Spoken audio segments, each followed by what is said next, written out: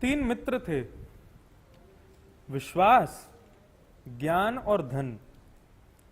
तीनों एक दूसरे के साथ रहते थे।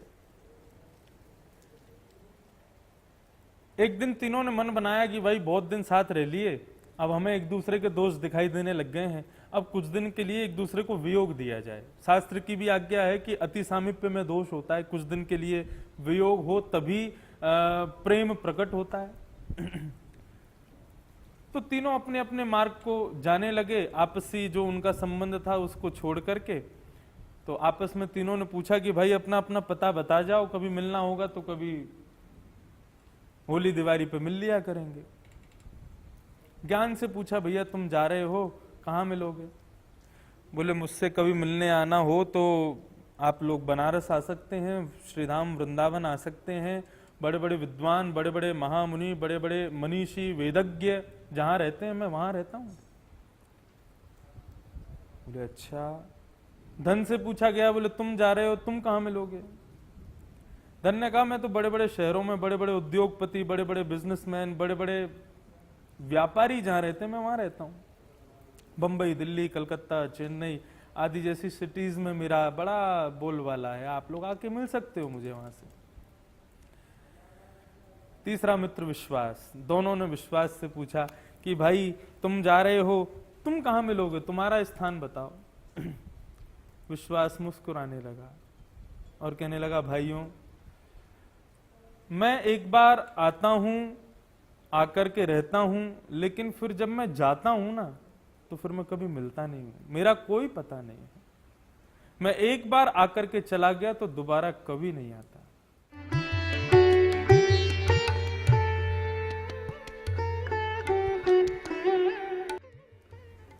नमस्कार, जय श्री कृष्ण। आप सभी लोगों का भक्तिपथ पाठशाला में बहुत बहुत स्वागत है। ये नई भक्तिपथ पाठशाला हम लोगों ने कुछ विचार मंत्रणा करके इसको प्रारंभ किया और कल इसका प्रथम सत्र आप लोगों के मध्य में, इसकी प्रथम कक्षा आप लोगों के मध्य में शुरुआत की गई और आप लोगों के सुंदर विचार, सुंदर आपकी जो एक्साइटमेंट्स थे, जो आपका उसके प्रति उत्साह था, वो देख करके बहुत अच्छा लगा। मन की योग्यता के ऊपर कल का विषय रखा गया और आज फिर उसी विषय के ऊपर प्रश्न भी दिया गया और प्रश्न के उत्तर लगभग सभी लोगों ने सही दिए। ये देख करके मैं बड़ा प्रसन्न हुआ। जिन लोगों ने सही उत्तर दिए मैं उन लोगों के नाम बताऊं, लगभग सभी लोगों ने सही उत्तर दिए, लेकिन मैंने वहां मेंशन किया था कि उत्तर के साथ में विवरण भी होना चाहिए। तो जिन लोगों ने विवरण सही लिखे, कुछ उन लोगों के नाम मैं आप लोगों के सामने कह रहा हूं और यदि किसी का नाम नहीं बोल पाया हूँगा तो आप लोग उसको क्षमा करेंगे। तो जिन लोगों ने सही उत्तर दिए उनके नाम हैं राहुल बटरा, शुभम तिवारी अयोध्या, विशाल तनेजा, प्रियंका दुबे, अरुणा गांधी, ओम शाह। आपका उत्तर बहुत ही अच्छा था, ये ओम शाह जी का, एक्सट्रीमली गुड। ब्राह्मण मनीष कश्यप, मोहिनी रघुवंशी, प्रियंका पोद्दार। प्रियंका पोद्दार जी का आंसर भी बहुत अच्छा था।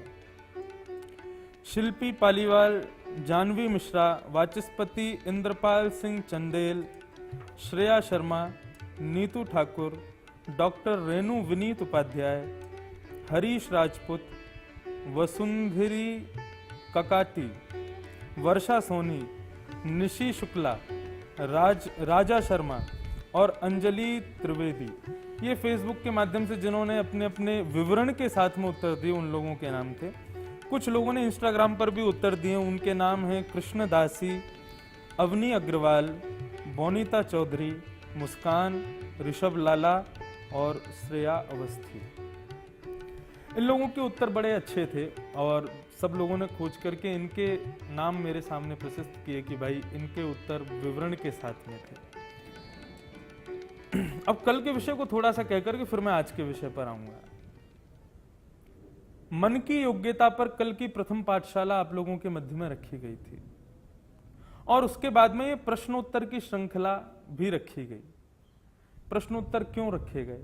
देखो, कथा हम लोग करते हैं, कथा में कोई बात आपको सुनाई जाती है, उसके बाद हम अपने घर चले जाते हैं, आप अपने अपने घरों को प्रस्थान कर जाते हैं, लेकिन जो एक लिंक जुड़ा होना चाहिए व्यास की वार्ता का श्रोता के प्रति, वो लिंक किसी रूप से जुड़ नहीं पाता।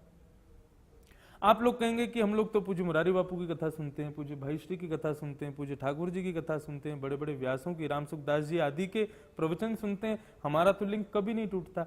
लेकिन मैं आज की जनरेशन की बात करूं तो उनको कुछ इनोवेशन चाहिए जिससे वो स्पिरिचुअलिटी को समझ सकें, और उसी का प्रयत्न मैं कर रहा हूं इसके माध्यम से। वे आज की लाइफस्टाइल ऐसे ही जीते हैं, आज जो पाठ पढ़ा कल उसका एग्जाम देंगे और फिर जीवन भर उस पाठ को स्मरण रखेंगे उस एग्जाम के माध्यम से।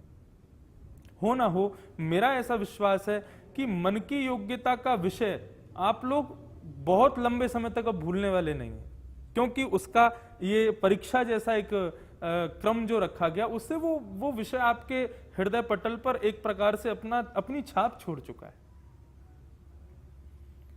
दूसरी बात, कई लोगों ने मुझे प्रत्युत्तर के रूप में, जिज्ञासा करना बहुत अच्छी बात है, मैं बिल्कुल भी उसके खिलाफ नहीं, और जहां अध्ययन की बात आती है, पाठशाला की बात आती है, तो श्रेष्ठ विद्यार्थी वही जो जिज्ञासा करे। कई लोगों की जिज्ञासा आई कि आप कह रहे हैं कि इंजन, उसका उत्तर था, लेकिन पेट्रोल को और वाहन चालक को आप श्रेष्ठता नहीं दे रहे हैं, जबकि इंजन के बिना पेट्रोल और वाहन चालक का भी कोई काम नहीं। कहने का अभिप्राय, इंजन कौन है? जन्म प्राप्त शक्ति। पेट्रोल कौन है? उत्साह। और ड्राइवर कौन है? संकल्प। तो कहने का सीधा भाव यह था कि जन्म प्राप्त शक्ति के बिना उत्साह और संकल्प किसी काम के नहीं। देखिए, इंजन केवल गाड़ी के ही उपयोग में आ सकता है, लेकिन पेट्रोल और ड्राइवर गाड़ी के अतिरिक्त और कई स्थानों पर भी उपयोग में आ सकते हैं। इंजन से केवल गाड़ी चलेगी, वाहन चलेगा, लेकिन पेट्रोल से आप आग भी लगा सकते हो। ड्राइवर को गाड़ी ना मिले तो वो अपने दो पैरों से चल करके भी अपने गंतव्य तक पहुंच सकता है। तो वही बात वहां कही जा रही थी कि इंजन का होना इतना आवश्यक नहीं, मतलब जन्म प्राप्त शक्तियों का होना आवश्यक नहीं है। होना आवश्यक किसका है? उत्साह का और संकल्प का। लेकिन यदि किसी को जन्म से शक्ति मिली है और जन्म से शक्ति मिलने के बाद उसके पास में उत्साह और संकल्प नहीं है, तो जन्म शक्ति व्यर्थ है। लेकिन किसी के पास जन्म शक्ति है और फिर उत्साह और संकल्प भी उसमें मिल चुके हैं, तो वो आदमी उच्च शिखरों को पहुंच जाएगा, वो मन से बहुत बड़ी योग्यताओं को प्राप्त कर लेगा। तो बस इसी संदर्भ को कहना चाहता था। आज का जो विषय रखा गया है वो विषय है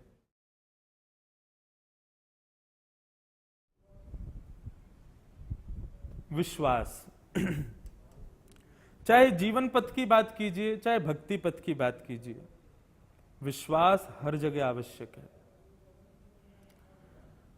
इस संसार में रहने के लिए, मान प्रतिष्ठा यश वैभव प्राप्ति के लिए, साधारण जीवन जीने के लिए या फिर भक्तिमय जीवन जीने के लिए आपके पास में सबसे ज्यादा मात्रा जिसकी होनी चाहिए, उस वस्तु का नाम विश्वास है।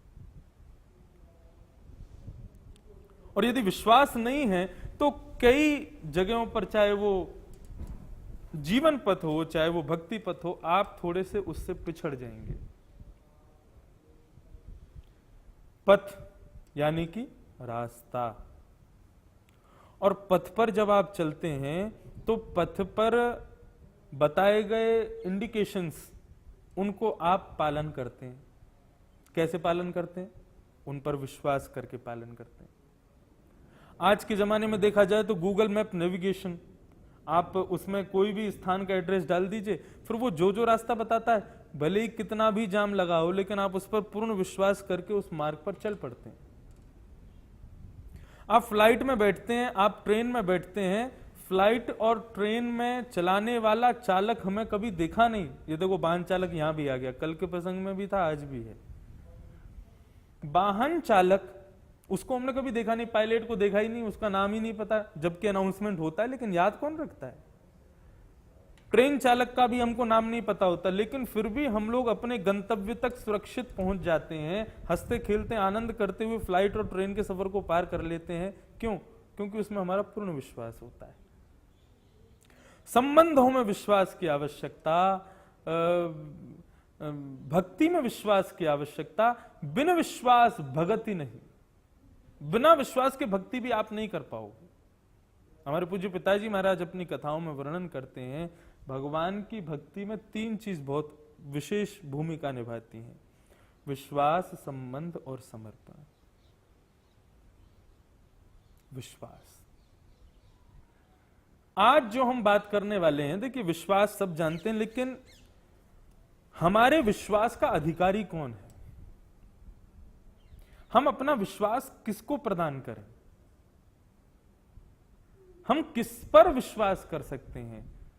तो मैंने अपनी बुद्धि से किन्हीं 5 लोगों का नाम निकाला है जिन पर आप निस्संदेह विश्वास कर सकते हैं। देखिए, जो मैं 5 नाम बताने जा रहा हूं, 1 लाख लोगों में से किसी एक की ऐसी परिस्थिति हो सकती है, शायद वो इनमें से किसी एक पर विश्वास ना कर पाए, लेकिन 1 लाख तो करेंगे ना। इसलिए इसको सुनिए। विश्वास आपका सफल उस व्यक्ति के प्रति होगा जिस व्यक्ति का आपसे कोई स्वार्थ नहीं है, और निस्वार्थी हमारे जीवन में किन्हीं 5 लोगों का नाम मैं आप लोगों के मध्य में रखना चाहता हूं। तो 5 अधिकारियों में सबसे पहले अधिकारी व्यक्ति हैं भगवान। निस्संदेह आप जिन पर बिना किसी संदेह के विश्वास कर सकते हो, ऐसे प्रथम व्यक्ति, प्रथम पात्र का नाम है भगवान। उनमें विश्वास करने के लिए आपको किसी प्रूफ की जरूरत नहीं है, उनका कोई आपसे स्वार्थ नहीं है। आपका हो सकता है, लेकिन फिर भी मैं चाहूंगा कि आप निस्वार्थ भाव से ही भगवान पर विश्वास करो। भगवान में अनन्य भक्ति हो। अनन्य भक्ति मतलब आप पूर्ण रूपेण विश्वास रखो भगवान पर कि वे निरंतर मेरे साथ हैं, वे सदैव मेरे साथ हैं, वे मुझे छोड़ करके कभी जाते ही नहीं हैं, वे सदैव मेरे आसपास ही रहते हैं, मेरी हर परिस्थिति में मेरा साथ निभाने वाले केवल और केवल भगवान हैं। ये पहला विश्वास भगवान के प्रति हो। महाभारत के प्रसंग में अर्जुन भगवान के पास जाकर के कहता है कि प्रभु, महाभारत युद्ध लड़ने की सामर्थ्य मेरी नहीं है, मैं आपको मांगने के लिए नहीं आया कि आप मेरी तरफ से युद्ध करने चलो, मैं आपको खुद को देने आया हूं, क्योंकि मुझे पूर्ण विश्वास है कि मैं आपकी शरण में आ जाऊंगा तो फिर आप जो आदेश करोगे वो आदेश मेरे लिए अध्यादेश होगा और मैं महाभारत का युद्ध जीत जाऊंगा। भक्ति का पथ यदि किसी एक नींव पर टिका है तो वो नींव है विश्वास। तो विश्वास के पहले पात्र कौन? भगवान। और विश्वास के दूसरे पात्र कौन? पुनः मैं कहूं, इन लोगों पर आप निस्वार्थ भाव से इन पर बिना प्रूफ के आप विश्वास कर सकते हो। दूसरे विश्वास के पात्र हैं माता और पिता।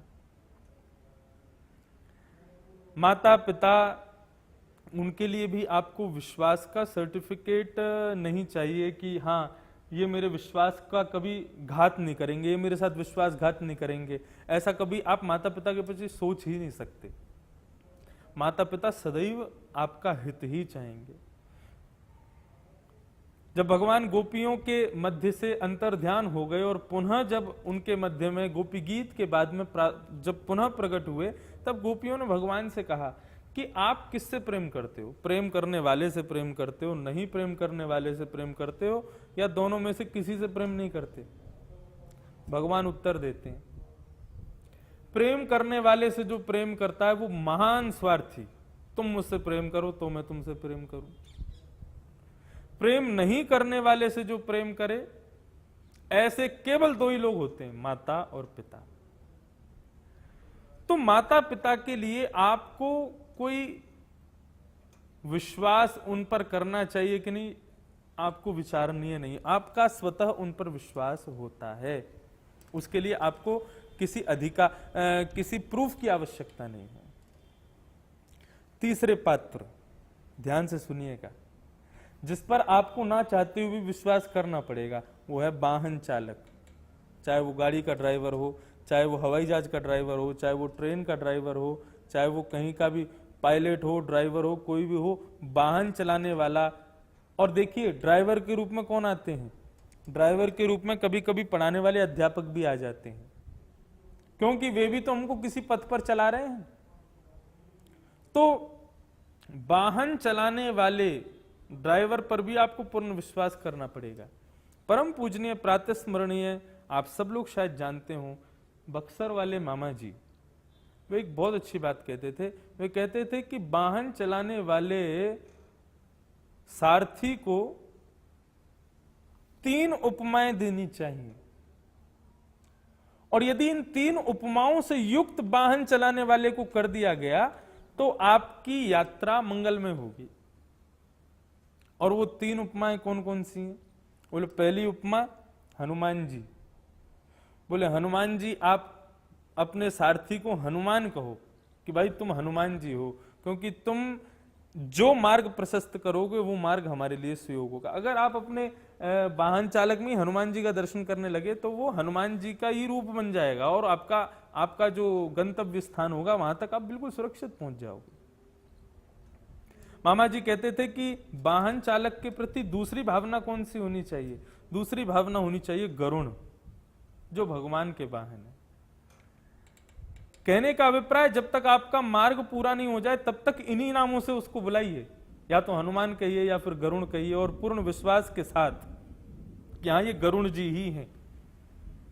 और तीसरा बहुत सुंदर नाम, श्री मामा जी कहते थे कि वाहन चालक को तीसरे नाम से पुकारना चाहिए, और ये तीसरा नाम कौन है?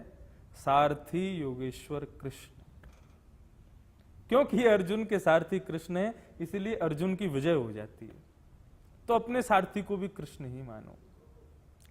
तो तीसरे व्यक्ति अधिकारी हैं जो आपके विश्वास के, वो हैं वाहन चालक। उस पर आपको विश्वास करना ही पड़ेगा, तभी आपकी यात्रा सफल हो पाएगी। चौथे व्यक्ति जिन पर आप विश्वास कर सकते हो वो हैं आप स्वयं। खुद पर विश्वास रखो। किसी संत को मैं श्रवण कर रहा था, वे बहुत अच्छी बात कह रहे थे कि दुनिया में, संसार में सबसे बड़ा निकम्मा कौन? जो अपने आप को जो किसी काम का नहीं, वो कौन? बोले जो खुद को ये समझे कि मैं ये नहीं कर सकता, वो अब खुद ही निकम्मा है। मैं किसी भी कार्य को करने में मेरी सामर्थ्य है, मैं खुद पर विश्वास करूं। तो चौथा जो व्यक्ति है जिस पर आप विश्वास कर सकते हो वो है आप स्वयं। और स्वयं पर विश्वास करने से आपकी एक चीज बहुत पावरफुल हो जाएगी, और वो वस्तु है कि आपका सेल्फ कॉन्फिडेंस। वो बहुत तीव्र गति से आगे बढ़ाएगा फिर आपको। तो ये चौथा व्यक्ति जिस पर आप पूर्ण विश्वास कर सकते हो।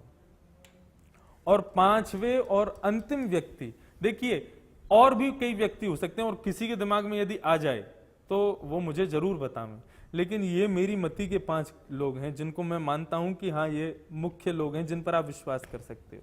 और पांचवें व्यक्ति हैं गुरु। गुकारस्तु अंधकारस्यात् रूकारस्तु निरोधकः। गुरु कौन है? जो आपके अंधकार को दूर करे, वही गुरु है। उस गुरु की वाणी पर भी, गुरु के वचन अटल कर मानो, साधु समागम कीजे, मन रे कृष्ण नाम कह ली। गुरु के प्रति अटल विश्वास, वो भी बहुत जरूरी। एक सेठ जी अपने पुत्र को डांट रहे थे, और डांटते हुए अपने पुत्र से कह रहे थे कि अरे मूर्ख, तेरी जगह कोई यदि गधा भी होता ना तो वो मरे हुए चूहे से भी धन कमा सकता है, तू इतने बड़े व्यापार से धन नहीं कमा सकता। अब वो अपने पुत्र को ये बात समझा रहे थे कि तभी वहां से एक छोटा सा बालक जा रहा था। उस बालक ने देखा कि इतना बड़ा हमारे नगर का सेठ अपने पुत्र से कह रहा है कि मरे हुए चूहे से भी धन कमाया जा सकता है, इसका मतलब इसकी बात में कोई तो सत्यता होगी। और संयोग से उसने खोजा तो वहीं आगे मार्ग पर साइड में ही उसको एक मरा हुआ चूहा मिल गया, और उसने उस सेठ की बात पर अटल विश्वास करते हुए उस चूहे को उठा लिया। बोले कि गुरुजी ने कहा है कि इससे मुझको धन मिलेगा, तो अब मैं इसको लेकर के चलूंगा, अब धन मिले ये गुरु की जिम्मेवारी। आगे की ओर जैसे ही बढ़ने लगा तो आगे से कोई दूसरे सेठ जी आ रहे थे, उनकी बेटी उनके साथ में थी और बेटी के हाथ में फंदा लगा हुआ था और फंदे में बंधी थी एक छोटी सी बिल्ली। बिल्ली को लेकर के वो चल रही थी, अब बिल्ली उसकी रो रही थी। अब वो बेटी बार बार अपने पिता से कहे, पिताजी मेरी बिल्ली बहुत भूखी है, इसको भोजन के लिए कुछ चाहिए, कुछ चाहिए, कुछ चाहिए। आगे से वो बालक आ रहा था, उसके हाथ में था चूहा। उसके हाथ के चूहे को देख करके सेठ जी प्रसन्न हो गए और उस बालक से जाकर, भैया तू जितने कहेगा उतने रुपए तुझे दे दूंगा। बोले अरे आप रुपए देंगे किस लिए? बोले तुम्हारे हाथ में जो मरा हुआ चूहा है इसको दे दो, हमारी बिल्ली भूखी है उसको खिलाना। और चूहा लेकर के उस बालक को 10 रुपए दे दिए और उस बालक ने 10 रुपए कमा लिए। बालक ने फिर वो आगे कथा आती है कि उसने कुछ लकड़ियां खरीदी, लकड़ियां खरीद करके उनको अपने पास रखा। एक बार उसी नगर में किसी सेठ की माताजी का अर्धरात्रि में निधन हो गया। रात्रि में बहुत वर्षा हो रही थी, नगर की सारी लकड़ियां गीली थी, दाह संस्कार के लिए लकड़ियां नहीं बची थी। तो कुछ लोग उसके पास गए, उस बालक से जाकर के कहा कि तुमने अपनी लकड़ियों को सुरक्षित रखा है, ये लकड़ियां तुम जितने दाम कहोगे उतने दाम में हम ले जाएंगे। अच्छी खासी रकम देकर के वो लकड़ियां सब ले गए। अब उस रकम से उसने और लकड़ियां खरीदी। धीरे धीरे धीरे धीरे करके एक दिन वो उस नगर का बहुत बड़ा सेठ बन गया। तो कहने का अभिप्राय, आप लोग धनवान बन जाएं किसी गुरु की बात सुन के, इसलिए मैंने ये एग्जाम्पल नहीं दिया। किसी गुरु की बात पर अटल विश्वास करके हमको श्री राधा रमन जी मिल जाएं, इसलिए मैं ये बात कह रहा हूं। तो मेरी योग्यता से, मेरी मति में जो आया और मैंने जो अपने गुरुजन और कुछ ग्रंथों का मनन चिंतन, कई लोग मुझसे कह रहे थे क्या जो आप कह रहे हैं वो शास्त्र प्रमाण है? माफ कीजिए, भक्ति पथ की इस पाठशाला में अप्रमाणित कोई भी बात नहीं होगी। यहां सब शास्त्र प्रमाणित बातें हैं और मैं ऐसी परंपरा से हूं कि यहां पर अशास्त्रीय अमर्यादित बातों का कोई प्रवेश नहीं है। तो आप लोग इन 5 विषयों पर थोड़ी सी मनन चिंतन कीजिए और इसके अलावा भी यदि आपको कुछ समझ में आवे कि हाँ हम उस पर भी विश्वास कर सकते हैं तो मुझे बताइएगा। लेकिन मेरी दृष्टिकोण से ये 5 ऐसे व्यक्ति हैं जिनका आपसे कोई स्वार्थ नहीं है और इन पर आप विश्वास करेंगे तो कभी आपको धोखा नहीं मिलेगा, विश्वासघात आपके साथ नहीं होगा। तो ये आज की भक्ति पथ पाठशाला का विषय था, विश्वास का अधिकारी कौन। एक विषय और मैं आप लोगों के मध्य में रखना चाहता था। कल 10 बजे इसी विषय को लेकर के प्रश्न आएगा। आप सब लोग 1-1.5 घंटे के भीतर उसका उत्तर देंगे और उत्तर की जो आज श्रृंखला थी वैसे ही मैं उसका उत्तर बताऊंगा। लेकिन अब हमने थोड़ा सा एक निश्चय किया है कि एक दिन पाठशाला चलेगी और एक दिन केवल परीक्षा होगी। जिस दिन परीक्षा होगी उस दिन पाठशाला नहीं होगी। तो आज पाठशाला आप लोग देख रहे हैं, कल केवल परीक्षा होगी, कल पाठशाला नहीं होगी। पाठशाला परसों होगी, एक दिन की आप सब लोगों को छुट्टी भी मिलेगी जिसमें आप थोड़ा सा पुराने विषय पर मनन चिंतन कर सकें। और एक चीज और मैं कहना चाहूंगा, ये पाठशाला निरंतर तो नहीं चलेगी, लेकिन हाँ कुछ दिन के बाद में इस पाठशाला को विश्राम दिया जाएगा और विश्राम के बाद में फाइनल एग्जामिनेशन होगा। जितने भी पाठशाला में प्रसंग बताए गए उन सबके कुछ प्रसंगों के एक साथ प्रश्न मिलेंगे और उन प्रश्नों का उत्तर आपको वो 2 घंटा 3 घंटे की अवधि दी जाएगी, उनमें आपको देना पड़ेगा। मैं बहुत प्रसन्न हूं कि आप लोगों को इस पाठशाला में खूब आनंद आ रहा है, मुझे भी बताने में खूब आनंद आ रहा है। बस जो भी बात मैं कहूं उस पर विशेष ध्यान दीजिए, विशेषता से उसको श्रवण कीजिए। आज थोड़ा सा मौसम वृंदावन का ऐसा था कि आज बादल भी हमारी पाठशाला में आए थे, बारिश भी हमारी पाठशाला में आई थी, बहुत सारी हवा भी, वायु देव भी, वायु पुत्र भी हमारे पाठशाला में आए थे, वायु भी हमारी पाठशाला में आई थी। तो उस कारण से थोड़ा सा आज पाठशाला का विषय भी सूक्ष्म ही रखा गया। लेकिन पुनः मैं किसी अन्यत्र एक विशिष्ट विषय के साथ में आऊँगा। आप सब लोगों को बहुत बहुत जय श्री कृष्णा, जय सिया राम। फिर मिलेंगे अगली पाठशाला में।